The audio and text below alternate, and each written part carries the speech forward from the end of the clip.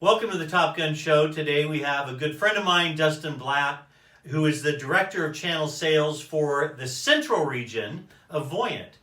Dustin, welcome to the show. Hey, Steve. No, thank you. I appreciate you having me on. Looking Yeah, man, I've been wanting to have you on for a long time, but you're in, Colorado, and I'm in California, and now we're locked in our homes, so exactly. we're gonna do this coronavirus free. This is great. Yeah, no, exactly. It's different setup, but how we got to do it, right? Yeah, yeah. Hey, I was noticing on your LinkedIn, yeah, I think you're following me because we have like 1,130 connections in common. Yeah, no, it's Kind funny of how weird, huh? you get in that channel community, and it's such a tight knit community. It's funny Yeah. how many you run across. Great community. Well, hey, your background, you spent 8 years or so at Comcast at the indirect side. And, Comcast is about as solid as they come as far as, everybody uses them and has to use them or Yeah. wants to use them or whatever. But what possessed you to leave Comcast and get into an extremely crowded field of Yeah. UCAS and SIP and join Voyant? What attracted you that way? Yeah, no, I think just the Voyant team, a couple of reasons. The Voyant team, it's being able to, we haven't been in the channel that long, in the space that long, as far as the channel community. So it's the ability to kind of go in there and start from the ground up, being one of those person that gets to really help put together the channel, put things in place. So that was really a cool piece that stood out. And then, and I think for like the leadership and the team itself, where our SVP Matt Wilson, he was someone I worked with at Comcast. Our channel chief Brian Parsons is a person I've known through the partner community. So I think top down, the channel focus that we have with our team is something that really also stood out to a reason to make the jump and come over to the Voyant team.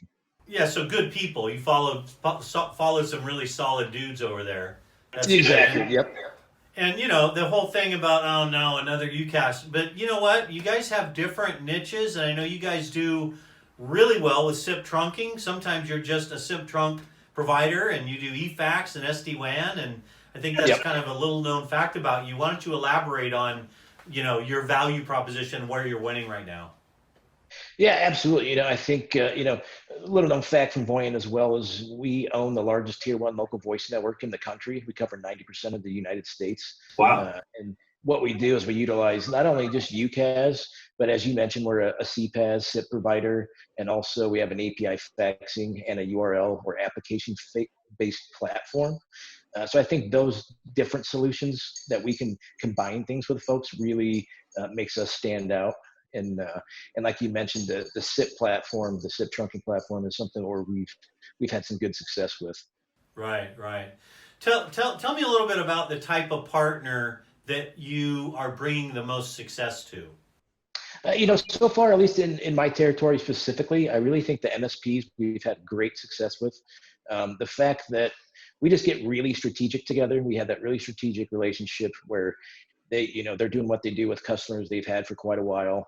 They bring us in because they need that voice aspect or piece to the component, and and they're not bringing 8, 9 carriers into a deal. They're bringing a select few, and since they know and work with us strategically, they know that, hey, this Voyant team is going to represent our client the way that we would on our managed piece of things. Right. That's great. That's great. Yeah. Well, that's good. So, yeah, you're going to be connecting with even more because there are millions and millions of people watching this right now. So Yes, your sir. phone will be ringing off the hook. Now, looking forward to this. Definitely, yeah, definitely want to hear from folks. Yeah. And, we always close the show with something personal, but not too personal. I noticed on your LinkedIn that in 2006, you sold tickets to the Kansas City Royals, right? Yes, sir. Yeah, that was did an internship there back at a school and worked with those guys.